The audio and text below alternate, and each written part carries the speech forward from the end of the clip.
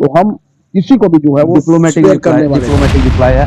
तो हम किसी को भी जो है वो डिप्लोमेटिक रिप्लाई है। नमस्कार, आप देख रहे हैं ग्रेटर जम्मू। मैं पंकज खजूरिया। हालांकि सरकार जम्मू कश्मीर में नेशनल कॉन्फ्रेंस की है, लेकिन सडनली नरेंद्र मोदी, जिन्होंने हाल ही में सोनामर्ग के पास जेडमोर टनल का इनॉग्रेशन किया, जिसका नींव पत्थर 2012 में रखा गया था, उस मौके पे उमर अब्दुल्ला उनकी तारीफ करते हुए नजर आए। क्या ये संकेत देता है कि आने वाले समय में नेशनल कॉन्फ्रेंस और भाजपा मिलकर सरकार बना सकते हैं इन्हीं 5 वर्षों में?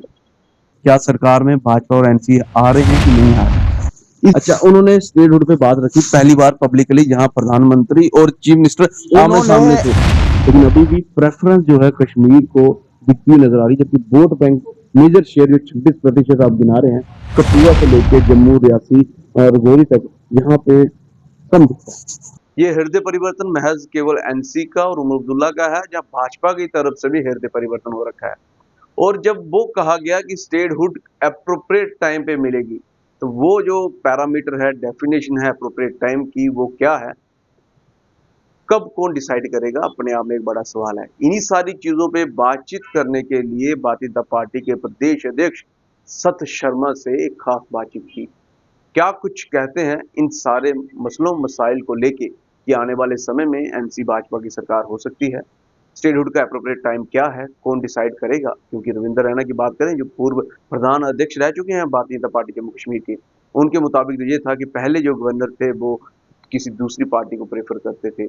अब तो गवर्नर उन्हीं के हैं पिछले 8-10 साल से। इसके साथ साथ क्या कुछ कहते हैं आज के प्रदेश अध्यक्ष?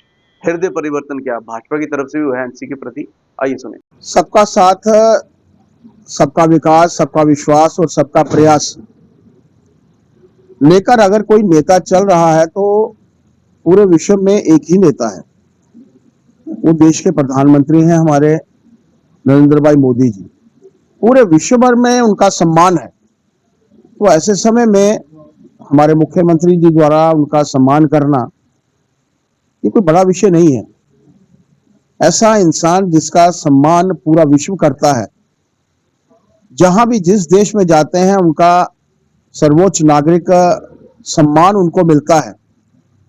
और ऐसे समय में, और जब हम सब जानते भी हैं, जो ये चुनाव हुआ ये बगैर किसी पक्ष के हुआ। अगर चुनाव बगैर किसी पक्ष के नहीं होता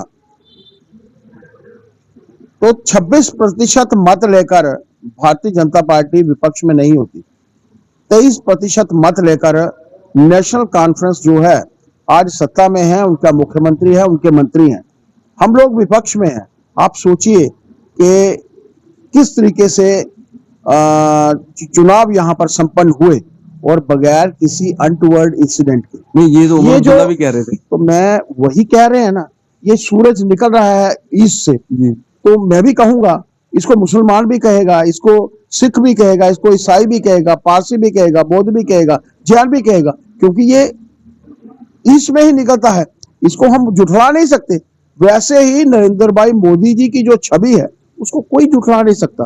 अगर कोई सच बोल रहा है, अगर कोई सच बोल रहा है तो एक अच्छी बात है, भगवान उसको सिला देगा उनको। इसका इंडिकेशन ये है कि क्या नेशनल कॉन्फ्रेंस और भाजपा जो है आपस में सरकार में एक साथ होंगे। कुछ नेता विपक्ष के ऐसे हैं, कुछ नेता देश में ऐसे हैं जो किसी बड़े नेता को सम्मान नहीं देते। अगर कोई सम्मान दे रहा है तो उसमें क्या बुराई है? एक पढ़े लिखे होने के कारण अगर एक नेता दूसरे नेता को सम्मान देता है, और खास तौर पर उस नेता को जिसको दुनिया सम्मान दे रही है। बदलाव सिर्फ उमर अब्दुल्ला में नहीं, इधर भी देखने को मिल रहा है भाजपा में। मैं किसी के बारे में कोई टिप्पणी नहीं करना चाहता। मैं एक वैसे भी चाहता हूं कि सबका साथ, सबका विकास, हम लोग इसी मूल मंत्र पे चल रहे हैं। सबको विश्वास में लेकर, सबके प्रयास के साथ ही तो देश आगे बढ़ रहा है। आज जो वातावरण जम्मू कश्मीर में बना है, आज खुद सोचिए, मैं उनको रिसीव करने के लिए मात्र श्रीनगर एयरपोर्ट पे था, सी ऑफ करने के लिए श्रीनगर एयरपोर्ट पे था। मेरी बुरी हालत थी, इतनी ठंड थी वहां। आप सोचिए कि वो लोगों के प्रति कितने चिंतित हैं, वो लद्दाख के लोगों के प्रति कितने चिंतित हैं कि टनल जल्द से जल्द बने, ताकि लोगों को किसी दिक्कत का सामना जो करना पड़ रहा है, चाहे वो सोनमर्ग से लेकर टनल पार करके लद्दाख में जाने की प्रक्रिया है, तो ऐसे समय में उस आदमी के प्रति हर आदमी जो है वो सम्मान की दृष्टि रखेगा, सम्मान के शब्द जो है वो निकालेगा। सम्मान की दृष्टि है, हालांकि ये इलेक्शन से पहले नहीं देखने को मिला, लेकिन दोनों तरफ से बदलाव देखने को मिल रहा है। इसका एक एक लाइन में जवाब चाहूंगा, क्या सरकार में भाजपा और एनसी आ रहे हैं कि नहीं आ रहे हैं? इन अटकलों को कैसे देखते हैं? ये चर्चा में चल रही है अटकलें। देखिए, भारतीय जनता पार्टी हम लोग 26% मत लेकर विपक्ष में है। एक सशक्त विपक्ष, एक कंस्ट्रक्टिव विपक्ष के रूप में हम लोग काम कर रहे हैं। और आप देख रहे हैं कि जहां जहां जरूरत होती है, आज हमारे जितने भी स्पोक्स पर्सन है, आप लोगों, क्योंकि आप मीडिया से संबंधित हैं, आप लोगों के ध्यान में आएगा, कोई जहां कमी नजर हम लोगों को आती है, हम उसके विषय में, because we always we are from a party which is different than other political party with the difference. अगर हम लोग अपने आप को कहते हैं तो मतलब यही है कि हमने कंस्ट्रक्टिव वातावरण में इन काम अटकलों करना। को कैसे देखते हैं? जो आप अटकलें- उन्होंने एक पहले दिन एक ऐसा रेजोल्यूशन ला के जो असेंबली में रखा गया, उस रेजोल्यूशन की हमारे लोगों ने वहां भी धज्जियां उड़ाई और सड़कों के ऊपर हमारे कार्यकर्ताओं ने भी उड़ाई। हम लोग एक कंस्ट्रक्टिव वातावरण में काम करना चाहते हैं। हम लोग ये नहीं चाहते कि अगर सरकार अच्छा काम कर रही है तो क्या बुराई है, लेकिन अगर वो सरकार में कहीं हमें कोताही नजर आएगी, कहीं कोई कमी आएगी, तो हम किसी को भी जो है वो शेयर करने वाले हैं। डिप्लोमेटिक रिप्लाई है। अच्छा, उन्होंने स्टेटहुड पे बात रखी पहली बार पब्लिकली, जहां प्रधानमंत्री और चीफ मिनिस्टर आमने सामने थे, और वहां पे कहा गया एप्रोप्रिएट टाइम। थोड़ा सा इसको ब्रीफ करेंगे, कब होगा? हालांकि 2 वादे पूरे कर दिए गए हैं, जनता भी चाह रही है कि जल्द से जल्द स्टेटहुड मिले। आज हम देखते हैं, ऐसा है कि वातावरण आप लोगों के सामने है और देश के प्रधानमंत्री जी ने कहा है कि जो मैं कहता हूँ मैं करता हूँ, तो क्या बुराई है, और जो उचित समय आएगा तो मिलेगा। अगर उचित समय पे उनको हर किस्म का की डेवलपमेंट हो रही है, जम्मू के साथ वैसी डेवलपमेंट, कश्मीर में वैसी डेवलपमेंट, लद्दाख के साथ हमारा जो तीसरा पैरामीटर क्या रहेगा कि उसके समय? हमारा उचित समय का पैरामीटर तो माननीय प्रधानमंत्री जी बता सकते हैं, हमारा विषय नहीं है। लेकिन यहाँ तक अगर उन्होंने कोई कमिटमेंट की है तो वो कमिटमेंट पे खरे उतरेंगे। यहाँ के लोगों को भी कमिटमेंट के ऊपर खरे उतरना चाहिए। पहले ही दिन असेंबली में ऐसा एक रेजोल्यूशन रखना, क्या उसका कोई औचित्य था? जब वो जानते हैं ये कभी ये जो 370-35 से इतिहास के पन्नों में दर्ज हो चुका है, इतिहास जमीन के नीचे जा चुका है, नहीं आएगा, उसके बावजूद भी वहाँ का वातावरण खराब करने की कोशिश की। मैं तो ये कहूँगा माननीय मुख्यमंत्री जी से कि इसके बारे में हम लोग 370 के बारे में, 35 के बारे में सोचना भी बंद कर। ये इतिहास के पन्नों में जा चुका है और जो इतिहास के पन्नों में दर्ज हो चुकी वस्तु है वो वापस नहीं आती। उसके बारे में हम लोग उससे सीख लेकर आगे बढ़े, यही मेरा सीख लेके आगे बढ़े। और शायद उमर अब्दुल्ला वो सीख लेके अभी आगे बढ़ते हुए नजर आ रहे हैं। आखिरी सवाल रहेगा, G20 श्रीनगर होता है, अंतर्राष्ट्रीय योग दिवस जिसका उमर अब्दुल्ला भी जिक्र करते हैं, वो श्रीनगर होता है। जेड मोर टनल भी श्रीनगर में इनॉग्रेट होती है। यानी कि प्रेफरेंस, आप एक ऐसी पार्टी, और आपका अगर थोड़ा सा देखें 2008 में बम बोले के समय में कश्मीर सेंट्रिक रहा हर एक चीज, उसके खिलाफ आपने आवाज उठाई, लेकिन अभी भी प्रेफरेंस जो है कश्मीर को दिखती नजर आ रही, जबकि वोट बैंक मेजर शेयर जो 26% आप गिना रहे हैं, कठुआ से लेके जम्मू, रियासी और राजौरी तक, यहाँ पे कम दिखता है। फार्मूला कार रेस हुई, इसके बारे में आपने जिक्र नहीं किया। जी बिल्कुल, वो भी कश्मीर में हुई और बिल्कुल उसके पैरेलल पाकिस्तान में घोड़ा गाड़ियों की रेस हो रही थी।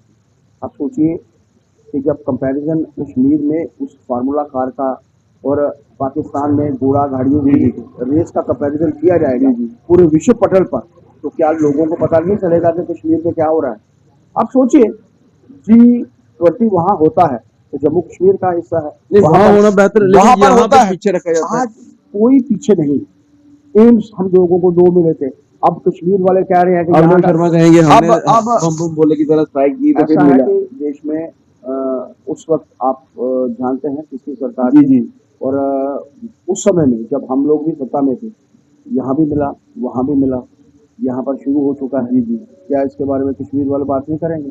IIM, IIT, कभी हम लोग वहाँ जाकर वहाँ देखिए, यहाँ पर जो डेवलपमेंट हो रही है, आप यहाँ से ट्रेन जा रही है, अगर वहाँ पर आवागमन हो रहा है, आप यहाँ से अब पठानकोट के बारे में या दिल्ली के बारे में अगर हम लोग सोचते हैं, यहाँ से कश्मीर पहुँचने की जब हम लोग बात करते हैं, तो मात्र आज 4 घंटे में, 4.5 घंटे में हम लोग कश्मीर पहुँच रहे हैं। डेवलपमेंट एक जैसी हो रही है। अब दूसरे के घर कभी कभी कंपैरिजन कीजिए।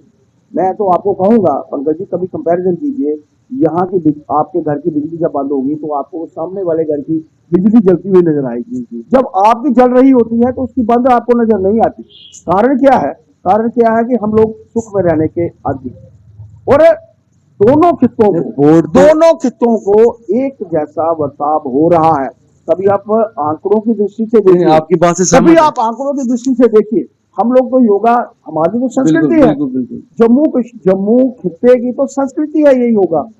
21 जून को अगर हम लोग पूरे विश्व पटल पर अगर कोई किसी को लेकर गया है योगा, आज वहां कंट्राडिक्शन थी योगा की। कभी आपके ध्यान में हो 15 के और 16-17 के समय में वहां पर लोगों को लगता था कि योगा पता नहीं क्या है, लेकिन आज वहां योगा दिवस सवाल मनाया, ये नहीं, वहाँ कश्मीर आज वहां पर योगा दिवस मनाया जा रहा है। कश्मीर में किया जा रहा है, अच्छी बात है, लेकिन जहां से वोट बैंक आता है, वोट शेयर आता है, आपको क्या लखनपुर लगता से है? लेके आपको जम्मू क्या तक लगता है? पूरा रोड उखड़ा पड़ा है, आपको इसके ऊपर जो है वो यहाँ पर योगा दिवस से कम 4000 कार्यक्रम फीवर लगे। बिल्कुल हर जगह पर, हर गली के बीच में था। जहाँ नई जगह है, जहाँ पर योगा लोग कम करते हैं, अगर देश के प्रधानमंत्री जी के माध्यम से वहाँ योगा होता है तो क्या बुराई? अगर G20 वहाँ होता है, पूरे देश भर में हुआ, बिल्कुल बिल्कुल पूरे देश भर में हुआ, प्रेसिडेंट इंडिया था, हर जगह हुआ, हर शहर में हुआ, तो क्या बुराई है? आप सोचिए कि ये एक शुरुआत है, और एक शुरुआत ने ही आप लोगों को चुनाव दिए। इस शुरुआत में ही भारतीय जनता पार्टी जम्मू कश्मीर की सबसे बड़ी पॉलिटिकल पार्टी बनकर उभरी है। 26% मत इतिहास में पहली बार भारतीय जनता पार्टी ने लिए हैं। 58,000 वोट, मात्र 19 सीटें हम लोगों ने वहां से लड़ी है। एक इतिहास बना है, और इतिहास का हम लोग साक्षी बने। ये ठीक है कि अब टनल्स, अब हमारे यहाँ टनल की क्या जरूरत है? जहाँ टनल्स की जरूरत है रजौरी में, सुंदरबनी में, पूंछ वाले एरिया में, वहां बन रही है, लेकिन बिल्कुल तैयार है। थोड़े दिनों के बाद आप देखेंगे वो भी तैयार होगी, और वो बड़ी टनल्स हैं। ये तो फिर भी छोटी टनल, लेकिन इस टनल के कारण वो क्षेत्र जो 6 महीने बंद रहता था, आवाजाही के लिए खुला रहेगा। लोगों को इसका फायदा होगा। जब लोगों को इसका फायदा होगा तो मैं भी तो ले जाता हूँ, मुझे भी तो उसका फायदा होगा। कश्मीर में रहने वाला आदमी भी तो ले जाता है, उसको भी फायदा होगा। और जो दिल्ली से बाय रोड जाना चाहेगा लद्दाख में, उसको भी फायदा होगा। इन चीजों का फायदा पूरे भारतवासियों को होगा, इसमें कोई द्वारा नहीं। भारतीय जनता पार्टी दृढ़ संकल्प है। हम लोग दोनों खित्तों का विकास चाहते थे, पहले तीनों का चाहते थे, अब वो अलग यूटी है, उसके बारे में अलग उनके माननीय एलजी साहब सोच रहे हैं। हमारे एलजी साहब ने हमारे बारे में सोचा है, तो 6 वर्ष के अंतराल में एक अच्छा वातावरण बना है, हमारे सामने है। आप मान के चलिए पूरे देश भर का विकास, एक जैसा विकास होगा। नरेंद्र भाई मोदी जी ने का जो मूल मंत्र है, जिस नारे के ऊपर भारतीय जनता पार्टी भी आज काम कर रही है, पार्टी का हर कार्यकर्ता काम कर रहा है, सबका साथ, सबका विकास, सबका विश्वास और सबका प्रयास। बहुत बहुत धन्यवाद। बहरहाल आपने ये सारी चीजें सुनी, लेकिन क्यों हेजिटेट करते हुए नजर आए सत शर्मा? क्यों साफ साफ नहीं कह सके कि हम सरकार बनाने जा रहे हैं या नहीं जा रहे? कहीं ये तो नहीं कि इसमें कोई कैलकुलेशन हो रही है? और पैरामीटर के ऊपर जो उन्होंने कहा, स्टेटहुड के ऊपर जो उन्होंने कहा, क्या भारतीय जनता पार्टी की जो यूटी की लीडरशिप है वो भी इसी के प्रति है, इसी की चीज को मानती है? क्या यूटी में भारतीय जनता पार्टी की लीडरशिप जो है वो स्टेटहुड की डिमांड ही कर रही, क्या इसलिए नहीं मिल रही है? ये अपने आप में एक बड़े सवाल हैं। आम जनता जो अपनी राय रखना चाहे कमेंट सेक्शन में रख सकती है। देखते रहें greater Jammu. Camera person Amit Singh के साथ मैं पंकज रेडियो। जय हिंद।